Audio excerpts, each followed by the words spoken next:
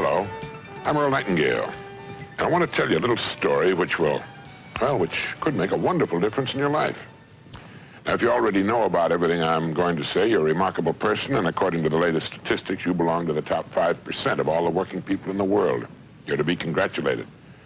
If you don't know about the things I'm going to say, well, you've been holding yourself back, not only on the job, but you're also missing a big percentage of the greatest joy in life.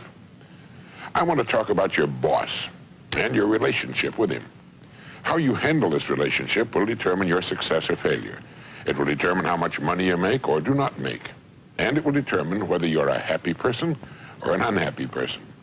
So let's talk about you and your boss. Who is your boss? You have only one. And every working person, from the president of the largest corporation to the shoeshine boy, has the same boss. He is simply the customer. There never has been, there is not now, and there never will be any boss but the customer. He's the one boss you must please. Everything you own, he's paid for. He buys your home, your cars, your clothes. He pays for your vacations and puts your kids through school. He pays your doctor bills and writes every paycheck you will ever receive. He'll give you every promotion you'll ever obtain during your lifetime. And he will discharge you if you displease him.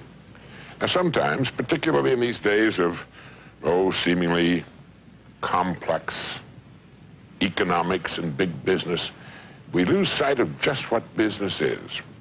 It all started back during the most primitive times. A man, in order to fend for himself and his family, had to provide his own food and his own shelter.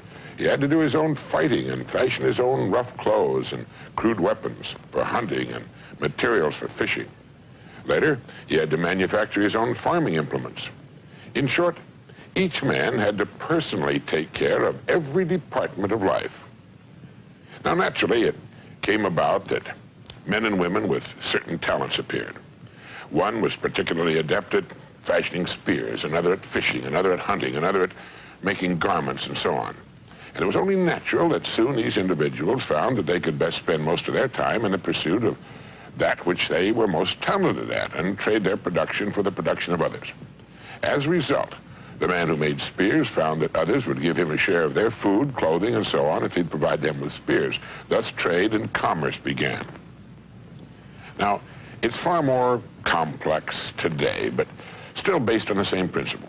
A person's money is the result of his production, and he trades it for things he needs and wants. And it's here that logical discrimination comes into the picture. Now, since his money is the result of his work, it's left to his discretion where he spends it.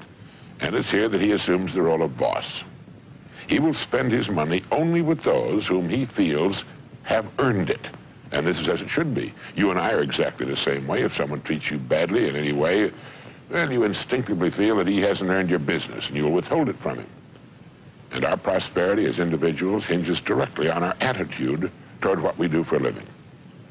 The man who works on an automobile assembly line might not think much about the car at the point of sale, or about the family which will eventually buy and travel in that car. But that family pays his salary, and they will withhold the purchase of the car on which he works if it does not earn their respect and admiration. If you doubt this, even for a moment, think of the cars which once were popular and which can no longer be seen on the road. This applies to all products. Having earned a successful place in the economy should never be confused with keeping it. It must be earned every day, year in, year out. There's not a company that could not go out of business. Everything depends on how the boss is treated, the boss being the customer. And yet the customer is eminently fair, just as you are. He can be won back, and if he's treated with the importance he deserves, he can, in a few years, bring a lot of other people into your place of business. Now, let me tell you something you may not have thought about. If you got in your car and started driving across the country, you'd pass many thousands of businesses, from small restaurants, drugstores, grocery stores, and gas stations to great sprawling corporate complexes covering hundreds of acres and employing thousands of people. By simply looking at each one, you can tell how they're treating the boss. Did you know that your rewards are in exact proportion to your service? Well, that's right. We're paid exactly what we earn, but no more. And you can tell by looking at any business exactly what it has earned by seeing what it has. And it's the same with people. We get back exactly what we earn, but not a penny more. And this, again, is just the way it should be. A person might be underpaid for a while, but the scales of life balance eventually, and he will, in the end, receive just what he's earned. There are, of course, two ways in which we're paid for what we do. One is tangible in the form of money, and the other is intangible, but just as important. To many, it's more important. This latter form of payment comes in the form of inner satisfaction and in the form of joy as a result of accomplishment. It also comes in the form of satisfaction in position, in the standing it gives us. So each of us is paid in these two ways, money and satisfaction. There's a simple way to increase both of these forms of income, money as well as in inner satisfaction, and you'll be able to spend and feel the results. First, I want you to understand completely the great law which lies as the foundation of all life, business and personal. It is that our rewards in life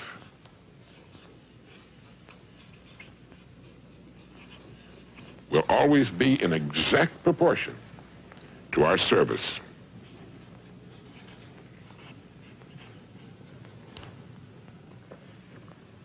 The more you think about this and observe people in business, the more you'll see the undeniable truth of it. Now try as best you can to estimate the proportion of your total ability you have been giving to your work. I don't think anyone gives 100%. I don't think it's possible to give 100%, day in and day out. I know I don't. But estimate what you consider to be the percentage you have been giving to your work. Would you say it's been 30%, 50%? Anyway, try to decide. Now, since your rewards will be an exact proportion to your service, well, you can increase your income, both financially and from an inner satisfaction standpoint, simply by narrowing the distance between what you have been giving to your work and the 100%, which it may be said you could give under ideal conditions. Now, you don't have to ask for a raise. The income will appear of its own accord and at the right time. You may want to question this, but try to take my word for it. Now, the second point I want to make is this. If you begin to do your work better than you've ever done it before, you will immediately begin to receive incalculably more inner satisfaction. You'll also find what may have been a boring or uninteresting job will take on new meaning and interest. No matter what it is you do during the entire working day, try in every case to do a little more than you have to, more than you're being paid for, because unless you do more than you're being paid for now, you can't justify an increase in pay. And the third point I want to make is this. Each of us is interdependent. As I pointed out earlier, other people pay our salaries, buy our homes, clothe, feed, and educate our children. Therefore, we depend on others for our very lives, just as they depend upon us. Now, if we expect others to give us excellent service and fine products for the money we spend, doesn't it make good sense that we should treat them the same way? Every hour spent at our work should be spent in the attempt to give the best of which we're capable. A baker's dozen for the money our company's customers spend for our products and services, and with which our salaries are paid. A person who tries to get the maximum return for the minimum of effort is only kidding himself. Sooner or later, the scales will balance. They must, for that's the law, whether we like it or not. This kind of individual actually shrinks as a person, as a human being, and he has no real place in a dynamic and swiftly changing world. And the fourth point is to try each day to find some way in which the work you're doing can be improved. Now, here again, you're guaranteeing an increase in your income in both categories. We all know that the cynics will laugh at this. I know them, you know them. But I don't know one who could be said to be doing well, do you? I know lots of men and women who are at the top of their fields who live their lives every day in the way I've suggested. Rather than go along with someone who's never proved in his own life that he knows what it's about, I'd prefer to believe the one who said, "As ye sow, so shall ye reap." I feel, as I'm sure you do, that he was more qualified to speak than the know-it-all who's behind in his installment payments. Anyway, it's worth a test. If you follow my suggestion for the next year, you'll be a different person, living a rich, rewarding, and meaningful life. 4 things, all of them simple. 1, remember that our rewards in life will be an exact proportion to our service. 2, by giving your work a larger percentage of your capabilities and talents, you must increase your income substantially.